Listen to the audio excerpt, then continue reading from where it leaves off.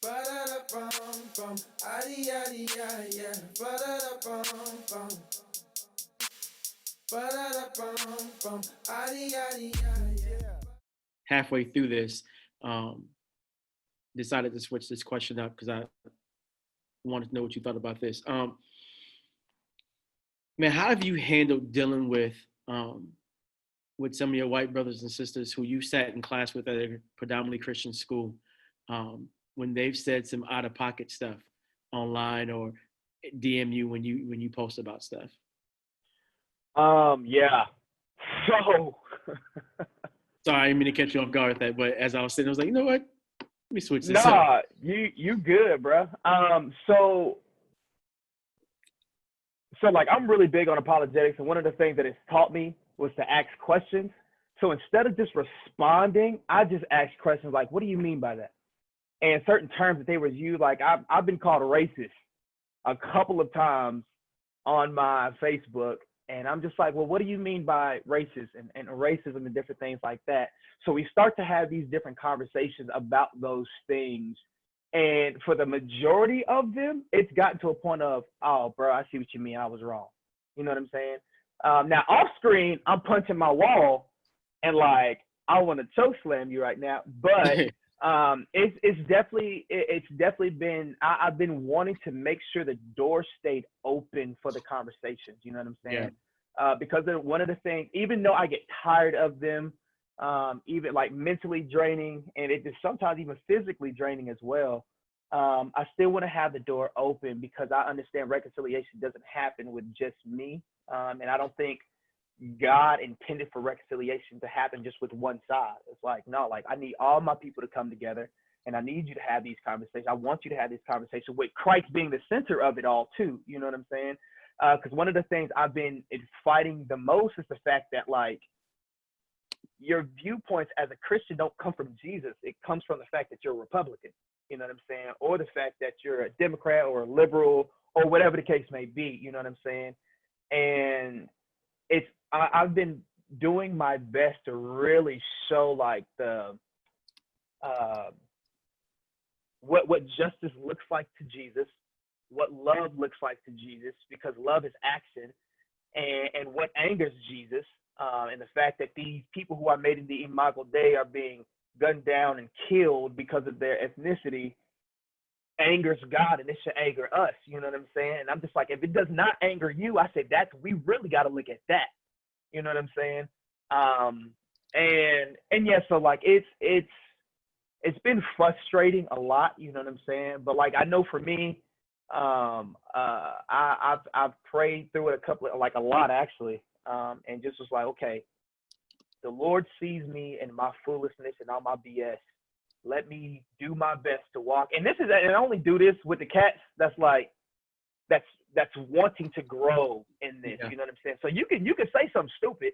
I'm cool with it as long as I recognize that you want to grow in this. You know what I'm saying? But if you just want to rebuttal, like you just want to talk trash, like get off my page. You know what I'm saying? Like I had to do that with one of the dudes. He was just talking out his the side of his neck. You know what I'm saying? And he was just talking out the side of his neck. You know what I mean? And I was just like, and so I was just like, you know what? I am not going to allow your lack of understanding of Jesus to put me in a state where my anger turns into sin. And Yeah. I just cut him off. You know what I'm saying? But the other cats, I'm like, I'm here for. You know. And I told some of my wife, like I've had some solid conversations, especially with my brother Andy, Andrew, and I'm pretty sure they're watching as well.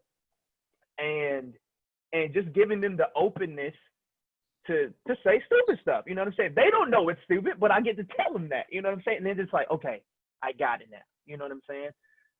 So yeah, it's been tough at times, but it's been fruitful at the same time because again, it's like being willing to sit in the uncomfortableness. I've been having that experience a little bit more than usual. This is the first time I ever had this many white people like have like solid, legit conversations and say, yo, like I'm repenting of this. I'm walking through this, and understand too is like what y'all was saying. Like it's a slow process. Like it's going to take some time. But we also understand the fact of like, ain't none of this going to be eradicated till Jesus come back. Yeah. You know, Yeah. but yet I'm still in this fight. You know what I'm saying? Yeah. So. Yeah. Man, thank y'all so much. There's still so many questions on this thing, but obviously for time's sake, we've been on here for 2.5 hours. I know y'all hungry. I know somebody looking for Church's chicken. I know somebody been eating barbecue chips. I low-key saw like this and slide under her mouth. In that statement, like churches. Hey man, that's me. That's me. I actually got some Postmate order heading from churches right now. Negroes excited about the chicken. Look, hey man, you got to celebrate Juneteenth the best way you can. Hey, Lord. But so my I guess my final question is, this is open to everybody. Now what? We've had the discussion. I mean, how do we push people towards the work? And then at the end, I want you to give, how about this? Everybody give one nugget of now what, and don't repeat what somebody else has said. Or, I want to add on. No. What's your now what? What should we be doing now? And then in that, if you want to give out your social media, give out your social media so people can follow you, because I believe you all are amazing people, and I'm excited that I got to have this conversation with you all. I'm gonna go quick. My now what is community development. Because after the conversations are being had and people who need to lean in, are leaning in, preparing the particular community I work with and the kids and the families, and along with everything that we're doing at the Forge, preparing them to be able to walk in the doors that are opening, and also just looking inward. I am no longer interested in and will engage in pushing anyone anywhere except those who have decided to be allies in this space. So I ain't pushing nobody nowhere with that. I'm pushing my community, myself, to make sure I'm not hating, and pushing my community to be prepared for what's coming. And then I am looking at the Stephanies and the Alexes and several other people that I know that are white and that are allies. I'm looking at them, telling them, get your people. Yes. I'm not getting your people. I don't say that was malice. There's no malice, not at all. But I don't have the energy. I don't have the strength. God has called me to this community work, and that's what I'm doing. And I ain't got nothing. I'm reconciled. I done reconciled. I ain't nothing against nobody. But I agree. Community development is the now what, and continuing to encourage and push and spur my brothers and sisters on who are allies that are white. What is your can people follow you on social media? Can you drop us your Instagram handle? I mean, they can find you. Social Chantel Max, so it's easy to find you on Facebook. Yeah, Instagram is open. It's just _ Shanny Max, CHANNYMACK. No. All right, somebody else. Give me an action point. So I've realized that nobody thinks they're racist. So I think one of the biggest things that we really have to do is really pray and talk to God, because we was bringing up the Holy Spirit and Jesus, and the Holy Spirit is the one who reveals things to us. So like, I think we really have to get on our hands and knees, or lay prostrate flat out, all you want to, and really pray to God to show us our own sin issues in this. You know what I'm saying? And because I feel like when we don't see it, we won't move at all. You know what I'm saying? In our own spaces. So I think that's one bullet point that we can definitely be hitting on. I'm gonna go ahead. Oh, thanks, go ahead, brother. Thank you. Because mine will probably freeze up in a second, and I'll have to go off video, so I'll use the time that I have. I'm gonna encourage, actually, my thing is for the white folks that are wading in the water, that are new to this conversation. I actually wouldn't normally plug my social media because I don't really care, but I'm gonna say, come find me if you need a space to talk. Come find me if you need a safe space, because I think what you're seeing and hearing is the emotional attacks of this conversation on a lot of our Black brothers and sisters. And so if you need a space, just because I've said and done a lot of dumb stuff in my time. And if you need people to walk along with you to do that, and you don't have spaces right now to do that, come find me. I think my Instagram and IG is just my last name. I don't think it's anything creative. But I would just encourage you to keep doing the work. A lot of good content, a lot of good books out there. And just keep on in it, and then find groups that you can continue the conversation in your sphere of influence. As he's mentioning influence, I would say, and I'm going to speak for like my community in education, bringing leaders who are of color, bringing leaders who are on the walk to secular spaces such as education, because you don't have to say things specifically related to church, but they're going to see by the example that you set. They're going to see that it doesn't matter where they come, our students come from, and that the limitations of their community aren't going to define who they are if they see successful people of color in their school representing them so that they can become them. And so please volunteer in your local schools if possible, not right now, COVID, but during normal times, like volunteer, get on like Zoom during career day, or, just do whatever you can to help support other students in education that might not have the support or might not see people like you, leaders like you in their communities. Mine is also going to go the education route, but I am really focused on developing the leaders that I have on my staff. And so a huge part of my job as principal is you manage your staff and your students. And so we've had the courageous conversations, we put some things in place for students, but then I recognize that my staff members who grew up in the same communities, have the same experiences and the same voice, they need not just a place at the table, but they need their own table. And so part of my focus this next year is going to be making sure that they are put into places where they can be really successful, and they can move beyond, and they can have their own set of students and their own set of staff that they then get to develop, and we just get to continue this work.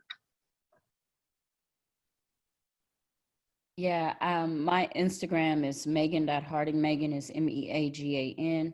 Thank you again, Dwayne, for putting this conversation together. I would say, a lot of times you hear that, this isn't a political issue, this is a human issue. And I think that's correct. But I think that, politics inform a lot of the human experience and how we experience the world differently in America. When we talk about systemic racism, things get written into policy. And so I think it's important to diversify your news sources, especially white evangelicals who, really like a certain one. So diversify your news sources, and interrogate the information that you're given. Just think one step farther than what you're being told, and really interrogate what you're taking in. I think that's, for me, that's a really practical tip, because I find when I talk to people, their viewpoint is shaped by what they take in. And a lot of times that's only one slant. And so, as a Black woman in this country, I've always had to engage white people's viewpoint because that's how I survive in that kind of culture. But white people have not had to engage other people's viewpoint. So interrogate the information that you're taking in and diversify where you're getting it from. Good. Megan, that's a whole conversation. That is a whole conversation. Man, and people are asking for part 2, but that is a whole conversation. Gosh. That's part 2 and probably part 3. That's yeah. I'm like, look, the fact that we've had, look, Alex is gone already. He got mad, but the fact that we've always have to navigate those spaces, and that you can go your whole entire life and not sit under any minority leadership at all. Like, that would be my thing. Sorry, I didn't mean to jump in on anybody else. I was going to wrap up, and I still will. But find someone who does not look like you to disciple you and learn from them. Mhm. Like, Yeah.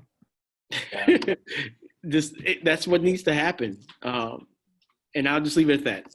You can find me on everything, just how it is. But I'm trying to give us your freedom here soon. Go ahead, Brent and TJ. Yeah. TJ, go ahead, brother. Okay, I'll just end with this. We live in a culture that is fueled by contempt, and it lacks empathy everywhere. And what we need is empathy. And so here's what I'll say. Curiosity is the pathway to empathy. So if you can foster a spirit of curiosity and learn to listen to diverse voices. So like Dwayne was saying, like find people to mentor you who don't look like you. Spend a year reading books not written by white men. Find tables. There's an organization called Make America Dinner Again. It started after Donald Trump won in 2016 the election, and they were curious about how somebody could come to the conclusion that you would vote for Donald Trump. And so what they did is they got different people with different thoughts and ideologies and belief systems and all of that around a table, and they just made a safe space to share and to listen. And so the last thing I would say is I would evaluate the tables in your life. When you sit around the dinner table, who's there? When you sit around the tables hanging out with your friends in the living room, who's there? And if everybody is sharing your same experience, maybe we should find a different table where not everybody's sharing the same experience, because what we need right now in our culture filled with contempt is empathy. And so we need to get curious to move us towards empathy. Go ahead, Brent, so you can get to your churches. Yeah. The action step, honestly, is a couple of things. One that, well, you just said just one. Get involved in your city. Get involved in the policies being made in your city. Vote. Go to the polls and vote. Yeah. You cannot tear down the walls of systemic oppression without actually going to tear down the walls of systemic oppression. You can preach it all day, but actually go and understand who are the city councilmen, honestly, who's your governor, right? A lot of us, who's your senator, who's your representatives? What are the policies that are on the books that have not been changed in years? I mean, I live in Kansas City, and one of our most popular districts had an element in the books that barred Black people from coming to that district that they just forgot about, and they didn't take it out until about 5-6 years ago. So just understand what are the policies in your city. Go and vote. But also for believers, one thing just to kind of bring us back to the text, understand that this is a spiritual battle going on as well. Understand scripture says that for our struggle is not against flesh and blood, but against rulers, against the authorities, against the cosmic powers of this darkness, against evil spiritual forces in the heavens. So this is what we are battling. It is manifesting itself as systemic oppression, is manifesting itself as racism, but behind the scenes, behind the spiritual curtain, it is a spiritual battle that is at war for the people of God, that is at war, that is being ran by the evil one himself. So we have to stay vigilant. We have to keep that in mind, that the struggle is not against just one another. It is against the spirit that's being behind this. So we'll just want to keep that in mind, also with the actual action steps of prayer and also helping to change some of the policies in your city. That's good. Amen. All right, Danny, you the last one, girl. Take us home. Man, everything that everyone said is so good. And if there's anything that I hope that someone walks away with, is that you cannot stay stagnant. You can't stay still. This can't be the thing that you heard and you don't do anything with. change, it requires action. And so in whatever, when you pray and you ask God what that looks like for you, he will show it to you and get involved. And I think, not to repeat, but the community aspect is a big one. You are going to need people in your life to tell you when to keep pushing through. This is a marathon. It is not a sprint. And so you're going to need someone to call out the places where you think you've arrived and you have not. And we all need allies to walk alongside us and support us. That's good. Well, hey, y'all, man, thank y'all so much for joining us on this conversation. I definitely appreciate every last one of y'all. Hey, y'all, let's be friends. And all that. And so I'm talking to the panel, by the way. All y'all out there, you can follow us, but I like y'all. Y'all are real cool to be around. And so, but for real, hey, get involved. I mean, I hope you heard something that challenges you, but don't be afraid to, because you got offended, stay in the conversation. And that's that. Let's pray and we out. Lord, thanks so much for this day. I pray that everything that has been said tonight would challenge us, continue to move forward and to do the things you have called us to do. Thank you so much for these wonderful people on this panel. I pray you continue to bless them and you bring creative new things to them as we continue to look to fight against racial reconciliation. In Jesus' name we pray. Amen. Amen. All right, y'all. Amen. Till Thanks, next time. Dwayne. Peace. All right. Yeah, Thank appreciate you. bro. All right.